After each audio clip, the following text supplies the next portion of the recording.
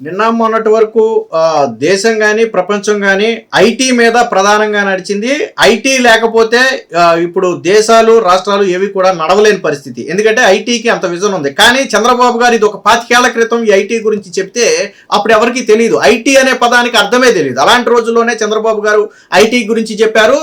ఆ రోజు ఆయన చెప్పిన మాట ఎంత విలువైంది అనేది రోజు ప్రపంచం మొత్తం చూస్తుంది. ఇకపోతే ఇప్పుడు చంద్రబాబు గారు కొత్తగా క్వాంటం అమరావతిని క్వాంటం శక్తిగా చేయాలి అనేది చంద్రబాబు గారి విజన్. చాలా మందికి క్వాంటం అంటే అర్థం కావట్లేదు. అంటే చదువుకున్న వాళ్ళకి, బాగా మేధావులకి దీని గురించి కొద్దిగా అవగాహన ఉంటుంది, భవిష్యత్తులో దీని ఇంపార్టెన్స్ గురించి అవగాహన ఉంటుంది, కానీ చాలా మందికి తెలియదు. కానీ వాస్తవం ఏంటంటే రాబోయే రోజుల్లో ఎవరైతే ఆర్టిఫిషియల్ ఇంటెలిజెన్స్ అలాగే క్వాంటం ఈ రెండిట్లో ప్రధానంగా దృష్టి కేంద్రీకరిస్తారో ఆ దేశాలే ప్రప్రథమంగా ముందుకు వెళ్ళబోతున్నాయి. ఇది నేటి వాస్తవం. కాకపోతే చాలా మందికి ఇంకా క్వాంటం అంటే అర్థం కాదు. అసలు అది ఏంటి అనేది చాలా మందికి తెలియదు. బట్ అది తెలియాలంటే మనకు ఒక 5 నుంచి 10 ఏళ్ళ సమయం పడుతుంది. ఎందుకంటే అప్పటికి అది పీక్ స్టేజ్కి చేరుకుంటుంది. దానిలోనే ప్రధాన అవకాశాలు ఉంటాయి. దాన్ని జీవనోపాధిగా చేసుకున్న వాళ్ళు కావచ్చు, దానిలో నైపుణ్యం సాధించిన వాళ్ళు కావచ్చు, భవిష్యత్తులో ఇబ్బంది లేకుండా కూడా ఉండొచ్చు. ఇప్పుడు ఐటీ ఉద్యోగాలు చూడండి, దినదినగండం నూరేళ్ళ ఆయుష్ లాగా మారింది. బట్ భవిష్యత్తు రానున్న రోజుల్లో ఏం జరుగుతుంది అనేది ఎవరూ చెప్పలేము. కానీ ఆర్టిఫిషియల్ క్వాంటం ఈ రెండు కూడా ప్రపంచాన్ని ఏలతాయి అనేది వాస్తవం. అయితే సాధారణంగా సిలికాన్ సిటీగా మనం బెంగళూరుని చెప్తాం. ఎందుకంటే ప్రధానంగా ఐటీ కంపెనీలు కీలకంగా, అలాగే స్టార్టప్ కంపెనీలకు ముఖద్వారంగా దాన్ని చెప్పుకుంటారు. రేపటి రోజున క్వాంటం కి కేర్ ఆఫ్ అడ్రస్ ఏంటయ్యా అంటే అమరావతి అని రాష్ట్రము, దేశమే కాదు ప్రపంచమే చెప్పుకునే స్థాయికి రేపు ఆంధ్రప్రదేశ్ ఎదగబోతుంది. నిన్న ఎస్ఆర్ఎం యూనివర్సిటీలో చంద్రబాబు గారు పూర్తిగా స్వదేశీ పరిజ్ఞానంతో తయారు చేసినటువంటి ఏదైతే క్వాంటమ్ రెఫరెన్స్ ఫెసిలిటీస్ ఉన్నాయో దాన్ని చంద్రబాబు గారు అయితే ఆవిష్కరించారో ఆ రెండింటిని కూడా జాతికి అంకితం చేశారు. వాస్తవానికి ఆంధ్రప్రదేశ్కు ఉన్నటువంటి సత్తా ఏంటి, శక్తి ఏంటి అనేది ఈరోజు దేశం మొత్తానికి కూడా మనం నిరూపించగలిగాం. కేవలం 4 నెలల వ్యవధిలోనే దీనినైతే తయారు చేయటం అయితే జరిగింది. ఈ సందర్భంగా చంద్రబాబు గారు కూడా మాట్లాడుతూ ఆధునిక ఆవిష్కరణలకు క్వాంటమ్ టెక్నాలజీ ప్రధానం. ఈ సాంకేతిక పరిజ్ఞానంతో సాధికారత సాధించుకున్న దేశాలే భవిష్యత్తులో ముందుకు వెళతాయి. ప్రతి ఒక్కరికి కృత్రిమ మేధ వంటి సాంకేతికతను అందుబాటులోకి తీసుకురావాలి అనేది రాష్ట్ర ప్రభుత్వ లక్ష్యం అని చెప్పి చంద్రబాబు గారు అయితే చెప్పడం జరిగింది. సో అమరావతి శక్తి ఇది, క్వాంటం కళ సాకారంతో మరో చరిత్ర.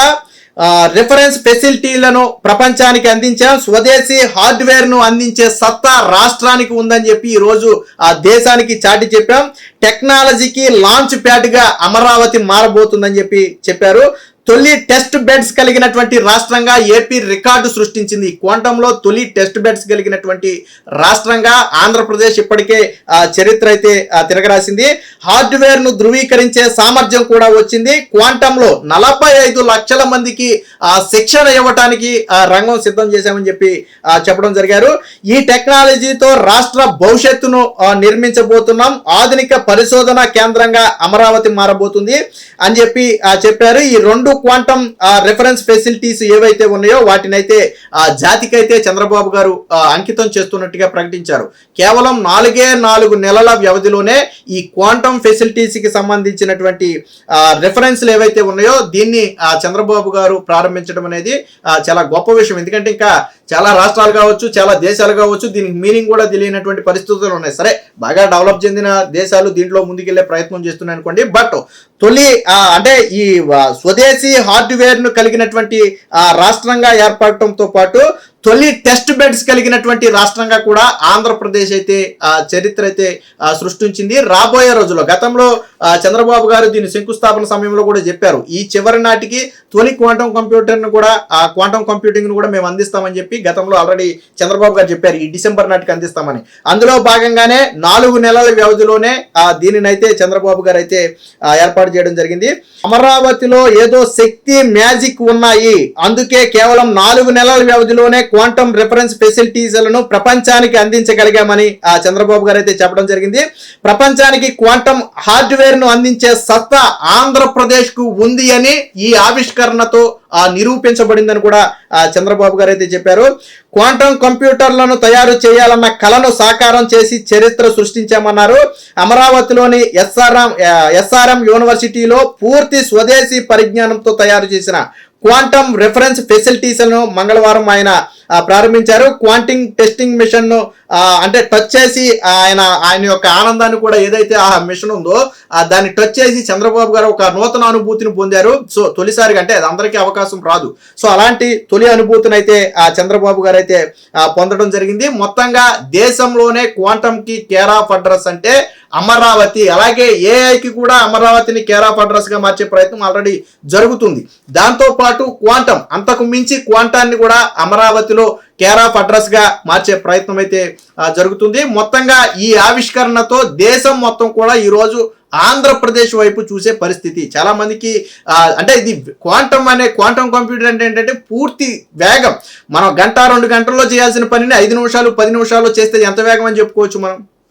సో అంత వేగంగా పనులు చేయటానికి రేపటి రోజున ఇవి అవసరం అవుతాయి ప్రపంచానికి.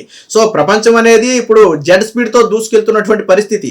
అలాంటి పరిస్థితిలో క్వాంటమ్ కంప్యూటింగ్కి చాలా డిమాండ్ కూడా ఉండబోతుంది. అలాంటి కంప్యూటర్లను మనం ప్రపంచానికి అందించే సత్తా ఆంధ్రప్రదేశ్కు ఉంది. ఆంధ్రప్రదేశ్ నుంచి తయారు చేసి దేశానికే కాదు ప్రపంచానికి కూడా అందించబోతున్నారు. ఈ డిసెంబర్ నాటికి తొలి కంప్యూటర్ను బయటికి తీసుకొస్తామని చెప్పి ఆల్రెడీ ఇప్పటికే చంద్రబాబు గారు ఒక ప్రకటన కూడా చేశారు.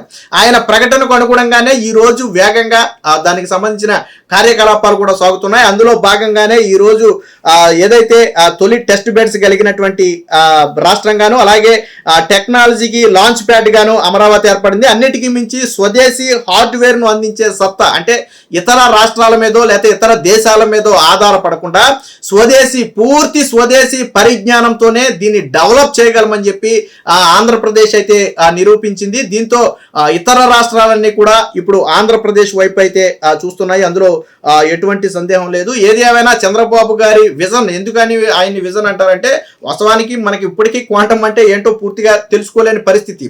బట్ అలాంటి ఒక వ్యవస్థ రేపటి రోజున ప్రపంచాన్ని ఏలుతుందని తెలిసి దాని పునాదులను ప్రపంచానికంటే ముందు, దేశానికంటే ముందు, ఇతర రాష్ట్రాల కంటే ముందు ఆంధ్రప్రదేశ్లో వెయ్యాలి అని చంద్రబాబు గారు భావించడమే కాకుండా దానికి అనుగుణంగా కార్యక్రమాలు చేపట్టడం, దాన్ని నిరంతరం పర్యవేక్షించడంతో పాటు ఈ రోజు దేశానికి ఒక దిక్చూచిగా ఆంధ్రప్రదేశ్ను మార్చారు అంటే అది చంద్రబాబు గారు గొప్పతనం. రేపటి రోజున ఏ దేశమైనా ఏ రాష్ట్రమైనా సరే క్వాంటమ్ గురించి ఎటువంటి అనుమానం ఉన్నా ఆంధ్రప్రదేశ్కి వచ్చి తెలుసుకోవాల్సినటువంటి పరిస్థితి, లేదా ఆంధ్రప్రదేశ్ను ఆదర్శంగా తీసుకుని పోటీ పడాల్సినటువంటి పరిస్థితి ఈ రోజు చంద్రబాబు గారు అయితే కల్పించారు. మొత్తంగా ఏదైతే ఈ క్వాంటమ్ ఉందో, ఈ క్వాంటమ్ శక్తి అనేది అమరావతి శక్తికి తోడవుతుంది. అమరావతి రూపురేఖలే కాదు, రాష్ట్ర రూపురేఖలు కూడా ఈ క్వాంటమ్ ద్వారా మార్చబోతున్నారు. 45 లక్షల మందికి శిక్షణ, ఒకళ్ళకి ఇద్దరికి కాదు, 45 లక్షల మందికి శిక్షణ ఇవ్వడానికి ఇప్పటికే ఏర్పాట్లు చేశారు. బాంబేతో పాటు ఇతర అనేక యూనివర్సిటీలు, బాంబే ఐఐటితో పాటు ఇతర యూనివర్సిటీలతో కూడా ఇప్పటికే టైఅప్ కూడా అయ్యారు. మొదటి విడతలో ఆల్రెడీ 50,000 మందికి, 1,00,000 మందికి ఆల్రెడీ దీనికి సంబంధించి మొదటి విడత కోచింగ్ కూడా అయిందనేది చెప్తున్నారు. సో నూతనంగా అంటే దేశవ్యాప్తంగా ఎక్కడ నుంచైనా సరే వచ్చి ఇందులో చేరి కోర్సులు అయితే నేర్చుకోవచ్చు. సో మొత్తంగా అంటే ఒక పక్క విస్తృత అవకాశాలు కల్పించడానికి దీన్ని డెవలప్ చేస్తూనే మరో పక్క దానిలో శిక్షణ కూడా ఇస్తూ ప్రపంచానికి మేధావులను ఇక్కడ నుంచి అందించే ప్రయత్నం అయితే ఆంధ్రప్రదేశ్ చేస్తుంది.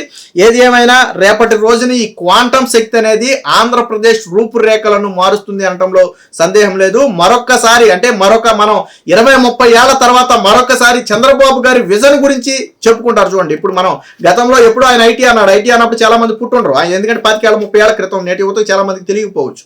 కానీ దాని గురించి ఈ రోజు మనం చెప్పుకుంటున్నాం. బట్ ఈ రోజు చంద్రబాబు గారు చెప్పినటువంటి క్వాంటమ్ గురించి కూడా మనం 10-15 ఏళ్ల తర్వాత గొప్పగా చెప్పుకుంటాం. ఆ రోజు అదే చంద్రబాబు గారు చేసినటువంటి మంచి పని ఈ రోజు ఆంధ్రప్రదేశ్ కింద పేరు తీసుకొచ్చిందని నేను చెప్పా.